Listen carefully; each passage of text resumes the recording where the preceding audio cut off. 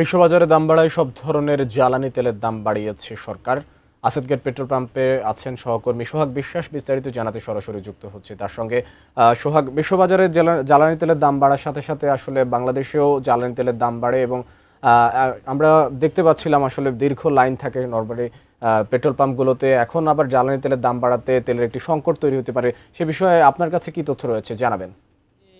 এই পাম্পে আমরা রাত 12টার আগ পর্যন্ত একটু আমার শরীফ ক্যামেরায় আছে, কিছুক্ষণ আগেও এটা ছিল 100 টাকা, এই 115 টাকা বিলবোর্ড অলরেডি হয়ে গেছে, যেহেতু রাত 12টা বেজে গেছে।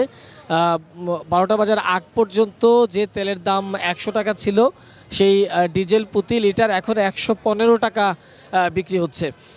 যারা এখানে ভুক্তভোগী তারা কিন্তু খুব প্রকাশ করছেন, তারা বলছেন যে যারা দুপুর 2টা থেকে লাইনে দাঁড়িয়েছিল তারাও এই একই দামে, অর্থাৎ এই বাড়তি দামে তেল কিনতে হবে, এটা নিয়ে কিন্তু আসলে সাধারণ যারা ক্রেতা তাদের মধ্যে বা সাধারণ যারা ভোক্তা তাদের মধ্যে একটা ক্ষোভ লক্ষ্য করা যাচ্ছে। আমরা যদি একটু কথা বলি ভাইয়া, আপনার এই দুপুর থেকেই তো আপনারা লাইনে ছিলেন, দুপুর তো এই কিছুক্ষণ আগেও তো 100 টাকা লিটার বিক্রি হলো, এখন 115 টাকা। 100 টাকা এক ঘন্টা 11টা বাজে দেওয়া শুরু করছে তেল। 11টার থেকে 1 ঘন্টা দেওয়ার পরে এই ঘোষণা আমরা শুনতেছি যে 12টার পরে থেকে লিটার 115 টাকা হবে। রাত 11টার পর থেকে তেল দেওয়া শুরু করছে। তেল দিছি 11টার পরে, 11টার পরে 1 ঘন্টা তেল দেওয়ার পরে আমরা জানতে পারি যে 115 টাকা লিটার হতে আছে। মাহমুদ, আপনি শুনছিলেন যে রাতে 11টার পরেই আসলে এই পাম্পটিতে তেল দেওয়া শুরু করেছে। এর আগে দুপুর 2টা থেকে এখানে ডিজেলের জন্য, পেট্রোলের জন্য, অকটেনের জন্য গাড়ির দীর্ঘ লাইন। এই যে এখানকার অর্থাৎ এই তালুকদার পাম্পের যে সিরিয়াল, সেটি আসাদগেট থেকে শুরু হয়ে জিয়া উদ্যানের প্রায় একদম বিজয় সরণির আগ পর্যন্ত যে সড়কটি রয়েছে, সেই সড়ক পর্যন্ত এই গাড়ির সিরিয়ালটা গিয়ে থেমেছে।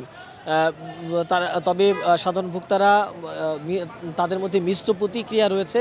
তারা কেউ বলছেন যে দাম বেড়েছে, কিন্তু তারা যদি সিরিয়াল, এই যে কষ্ট করে সিরিয়াল যেটা দিচ্ছিলেন সেটি যদি না থাকে তাহলে তাদের যে এই ক্ষোভ সেটি থাকছে না। কিন্তু আবার অন্যকে বলছে যে তাদের যে এই তেলের বাড়ার সাথে সাথে দ্রব্যমূল্যের দাম যেভাবে বেড়ে যাবে, সেটি আসলে যেহেতু তাদের বেতন বাড়ছে না, রুজির ইনকাম যেহেতু বাড়ছে না, সে কারণে তেলের দাম অস্বাভাবিক আকারে বেড়ে যাওয়ার কারণে তাদের জীবনমানের যে একটা প্রভাব পড়বে, সেটিও কিন্তু তারা বলছে।